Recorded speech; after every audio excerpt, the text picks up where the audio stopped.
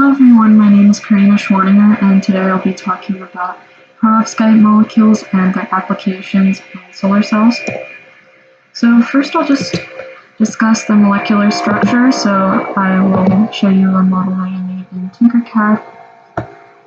So as you can see, the structure is similar to an octahedral geometry, but surrounded by a cube or a cage as it's sometimes called. It consists of the center ion being a metal cation with anions octahedrally coordinated to it, and the atoms at each vertex of the cube are also metal cations. So the first perovskite was identified by German mineralogist Gustav Rose, but the first research on it was carried out by Lev Perovsky, after whom it was named, and that was calcium titanate. Perovskites are abundant in nature, and they are also semiconductors. And particularly of interest are hybrid organic and inorganic perovskites, which consist of an ammonium-containing cation, a divalent metal cation, and a halide. Perovskites are appealing for many reasons. First of all, they have a high charge carrier mobility, which means that the charge carriers in perovskites, which are electrons, and also holes, which are charge carriers with a positive charge which is equal and opposite to that of an electron. And these charge carriers can move quickly through the material. And then they also have strong excitonic transitions, which means that when they go up to an excited state and then come back down, they release a lot of energy. And they also have large diffusion lengths, which is the distance that they travel before the charge carriers travel before recombining. And this is a good thing because recombination is an undesired process. The absorption coefficient of perovskites is strong across a wide wavelength range, allowing for thinner absorber layers. And the rate of non-radiative recombination in perovskite devices is low. So, as I was saying, recombination is basically a phenomenon in which charge carriers of opposite charges like holes and electrons will combine and release energy from that collision and the recombination. And in radiative recombination, the excess energy will be released as photons, and in non-radiative recombination, it will be released in the form of phonons, which are a unit of mechanical energy. And as I said, this is undesirable because it results in greater heat loss. And the open circuit voltage of perovskite devices is higher than most polymer-based solar cells. This is a good thing. Open circuit voltage is basically the maximum voltage in a solar cell. The perovskite layer on solar cells can be deposited on them in a variety of different ways, including sequential deposition, spin coating, vacuum evaporation, and chemical vapor deposition. And compared to many other popular solar cell materials, perovskite-based solar cells are much more cost-efficient. So the first hybrid organic inorganic perovskite-based photovoltaic cell was fabricated by Kojima et al. In 2009 out of methylammonium lead iodide and methylammonium lead bromide.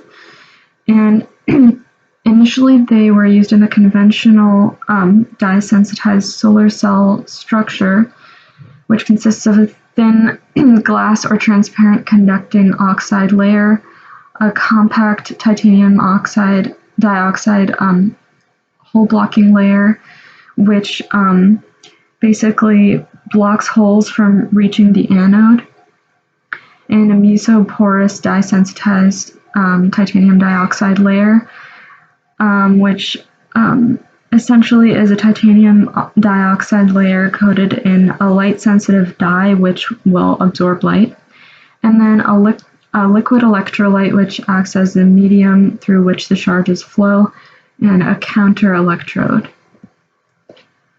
So power conversion efficiency of these perovskite cells has increased from about 3% from the first perovskite cell in 2009 to 22.1% in 2018.